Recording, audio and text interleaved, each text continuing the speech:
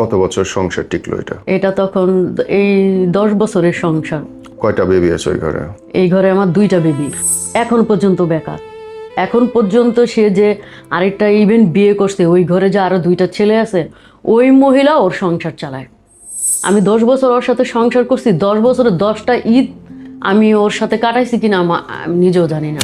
আমি ওরে 4-5 লক্ষ টাকা ঋণ করে দিছি। ও সেই ঋণের কোনো টেনশন নাই। আমার বাচ্চার কোনো মানে ওর কোনো টেনশন নাই মাথার ভিতরে। ও ঘুমাইতেছে পইরা, আমারে রাস্তায় ফালায় আমারে মারছে। আপনি জানেন, আমি ওই দিনগুলা সব ভুইলা যায় আমি এখান থেকে চলে গেছি। ওই সংসার ডিভোর্স হওয়ার কতদিন পরে আপনি আবার বিয়ে করেন? আমি ফেসবুক একটা টাচ মোবাইল কিনছিলাম, তো ওর সাথে আমার একটা ফেসবুকে গ্রুপে কথা হয়েছে, ছাড়াছাড়ি কেন হইলো? ছাড়াছাড়ি ওদের বাসায় ওর মা ভাই বোন মানে মারাত্মক আকারে আমাদের সাথে খারাপ ব্যবহার করতো।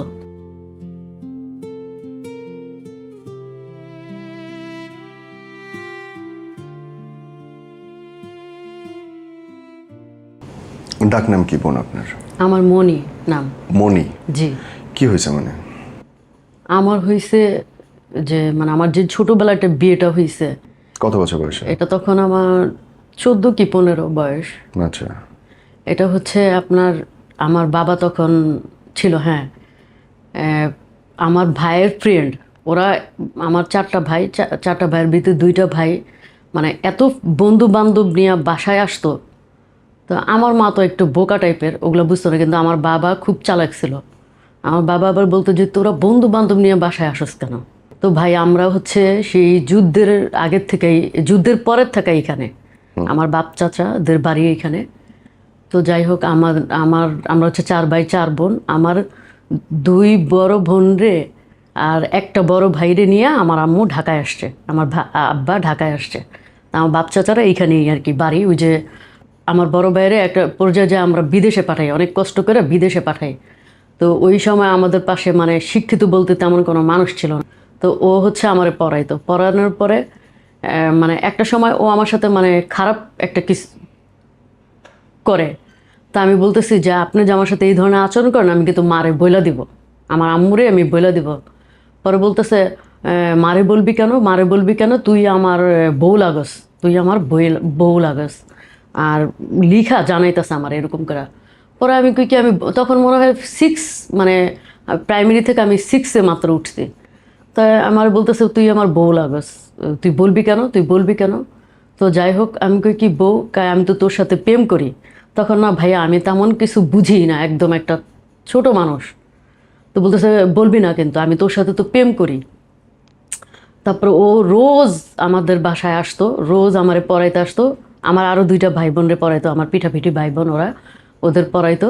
তো ও হচ্ছে ওই ফুলের গুছা নিয়ে আসতো, অনেক ফুল, গোলাপ ফুল নিয়ে আসতো, নিয়ে আমি তোর জন্য এটা আনছি এটা আনছি, আমি তোর অনেক ভালোবাসি, এই কয়ে কয়ে মিষ্টি কথা বইলা বইলা বইলা বইলা সে 4 বছর কাটাইছে। 4 বছর পর যায় ওর সাথে আমার 99-এ 14ই পহেলা বৈশাখ ওই দিন ওর সাথে আমার বিয়ে হয়েছে।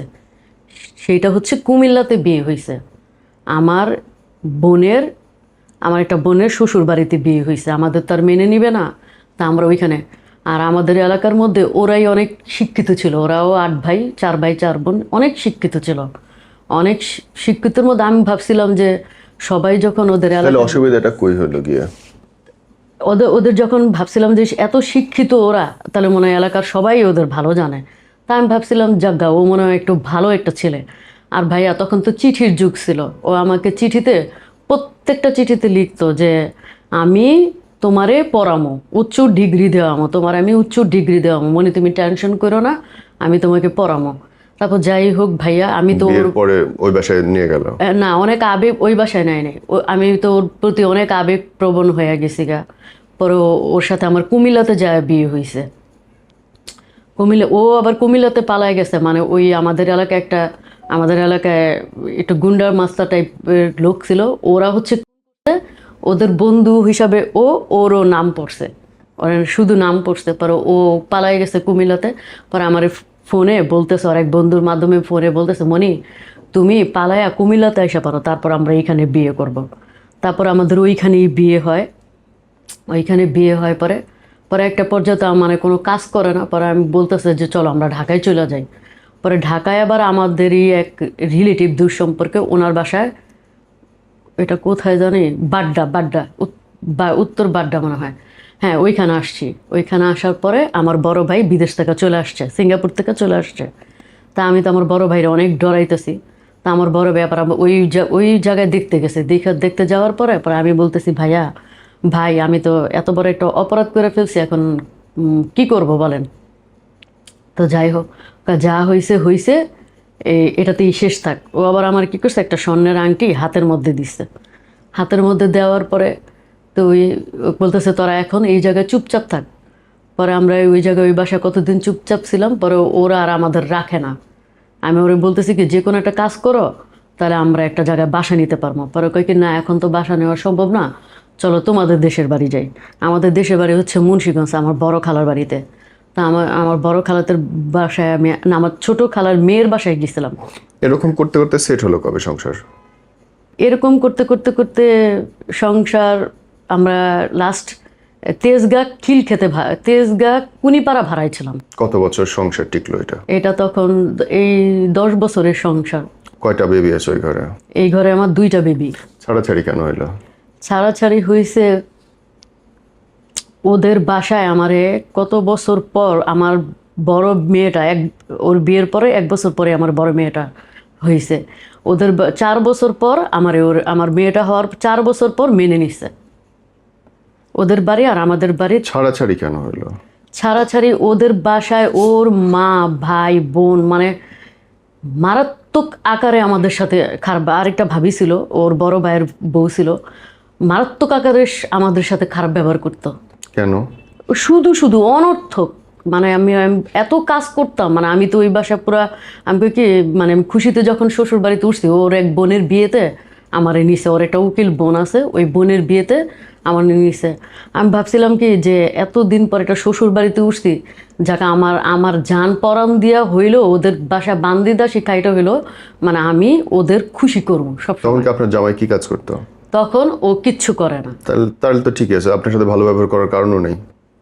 হ্যাঁ, এটাই আমি ওরে বুঝাইতে চাইতেছি, তুমি যদি কোনো কাজ না করো তাহলে পৃথিবীর কেউই আমার সাথে ভালো ব্যবহার করবে না। আর তুমি তো একটা শিক্ষিত ছেলে, একটা বিয়ে পাস ছেলে, তুমি যে কোনো একটা কর্ম লাগো, আমি ওই কর্মতেই খাবো না। সে ওইখানে উঠায় আমার শ্বশুর ছিল না, সরি, শ্বশুর তো মারা গেছে বিয়ের 6 মাস পরে। আমার ননদ আর শাশুড়ি, ওই যে উকিল, ওরা প্রতিদিন বাসায় আসে যায়। এরকম করতে করতে কি লাস্ট পর্যন্ত উনি বেকারই ছিল? এখন পর্যন্ত বেকার।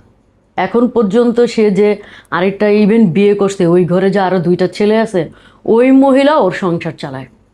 ও মাই গড! তাহলে আপনি 10 বছর কেন টানলেন তারে?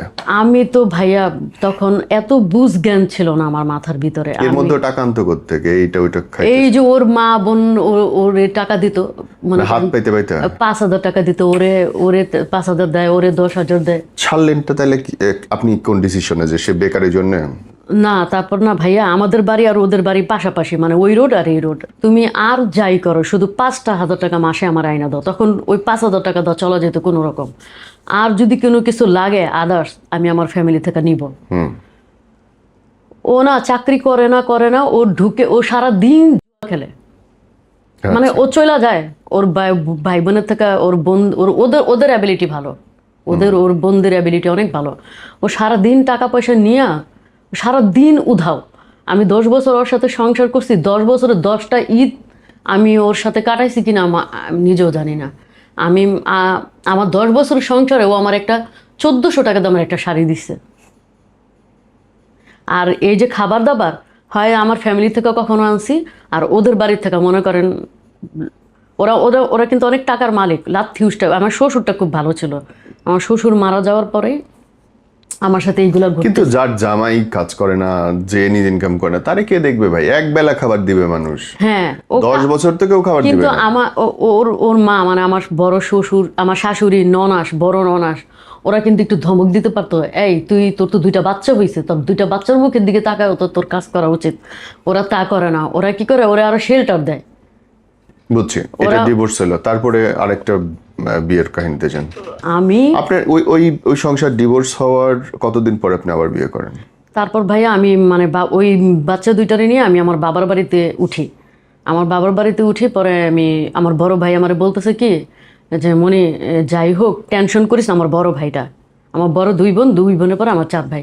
তো বড় ভাইটা বলতেছে কি যে মনি যাওয়ার জীবনে হইছে, ওদের সাথে আমরা পাইরে উঠবো না, ওদের আবার টাকার ক্ষমতা অনেক, ওর ভাই বোনদের, ওর না। তা আমি বলতেছি যে কইতেছে মনে তুই আর ওগুলো বাদই দে। আমি কই কি ভাই আমি ওরে বাদ দিছি, কিন্তু ও যে আমার এই 10 বছর আমার জীবনটা নষ্ট করছে, আমার যে এই এত টর্চার করছে আমার উপরে, মানে এত পরিমাণ টর্চার করছে। তা আমি কই কি ভাইয়া আমি বাদ দিলাম, সমস্যা নাই গা। তারপর আমি বাদ দিয়ে আমি কই তুই চুপচাপ থাক। আমি কই কি না ভাইয়া অন্তত 2টা বাচ্চার জন্য ভরণ পোষণের জন্য তো আমার বাচ্চার খরচটা তো অন্তত নিতে হইব। তারপর যাই হোক ভাইয়া ওরা মামলার ব্যাপারে তেমন একটা দেয় না। তখন আমার ঘরের মোটামুটি ফার্নিচার ছিল, তা আমি ওই ফার্নিচারগুলো বিক্রি টিক্রি করে দিয়ে তারপর আমি মামলাতে যাই, অন্তত ভরণ পোষণের মামলাটা করি। 1-2টা বাচ্চা তো আমি পালতে পারবো না, আর আমি তো তেমন একটা শিক্ষিত না যে আমি এত ভালো একটা অ্যামাউন্টে চাকরি করব। তা আমি বলছি। তারপর পরে আমি আমার বাবার বাড়িতে আইসা আমি চিন্তা করলাম কি বইসা থাকলে হবে না, আমি যে কিছু একটা কিছু করতে হবে। তা আমার বাপের বাড়ির কাছেই এই যে শিয়ালবাড়ি রূপনগর আবাসিক এলাকায় ওইখানে একটা ওষুধ কোম্পানি। তা আমি ওইখানে হাঁটতে হাঁটতে হাঁটতে হাঁটতে আমি যাই বলতেছি ভাইয়া আপনারা কি চাকরিতে নিবেন? কয় হ্যাঁ নিব, আমাদের সেলসম্যানের দরকার। তা আমি বলছি আচ্ছা ঠিক আছে। তা আমি ওইখানে ঢুকলাম, কতদিন 18 দিন আমি চাকরি করছি। ওইখানে 3000 টাকা 4000 টাকার মতো আমি পাবো। আর খাবার দাবার আছে ভিআইপি, ওইখানে খাবার দাবার দেয়। কিন্তু আমি চিন্তা করে দেখলাম ওই 3000 টাকা তো আমার বাচ্চার আর আমার কিচ্ছু হবে না। আর আমি ওই মুহূর্তে তখনও মামলার জন্য প্রস্তুতি নিই নেই, আস্তে আস্তে নিচ্ছি। তো যাই হোক গেছে, এর মধ্যে ওরে অনেক বুঝাইছি ফোন করে, দেখো যা আর হয়েছে, তুমিও চাকরি করো আমিও চাকরি করি, আমরা দুইজনে মিলে চাকরি করি, 2টা বাচ্চার মুখের দিকে তাকাই আমরা চলো সংসার করি। সে সে কোনো কিছু করে না, আমার মা বোন যা বলবো আমি তাদের কথায় উঠবো আর বসবো, তোর কোনো কথা আর শুনবো না। আর ভাই মুখের তো ভাষা আমি মানে বলতে চাই না আর। তো যাই হোক গেছে, এর ভিতরে আমি চাকরিটা নিলাম করলাম। তখন আমি চিন্তা করলাম না আমার এই টাকায় তো আমার হবে না, আমার আরেকটু ইনকাম করতে হইব। তারপর আমি হাঁটতে হাঁটতে হাঁটতে আপার এক বান্ধবী, ম্যাডাম আপনারা কি আমাকে নিবেন? পরে বলতেছে হ্যাঁ নিব।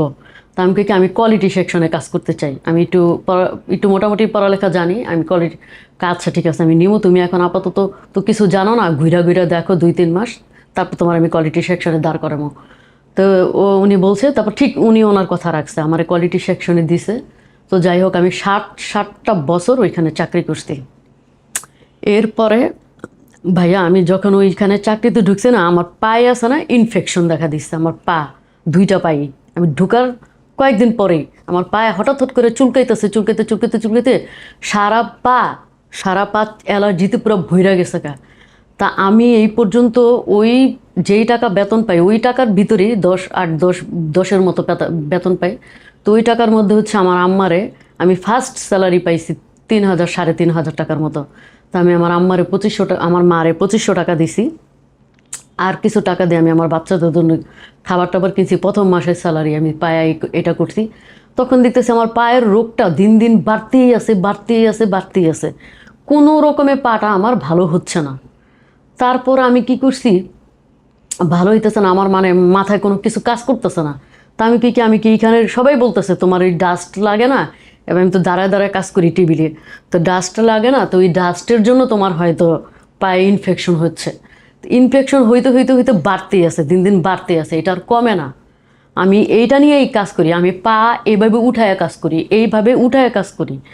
তারপর যাক গেছে, এগুলো আমি আমার মেয়েদের বুঝাই যে দেখ আমি কিন্তু অনেক কষ্ট করি, আর আমার এই কষ্টের ফলটা তোরা কিন্তু পড়ালেখাটা ঠিক মতো করিস।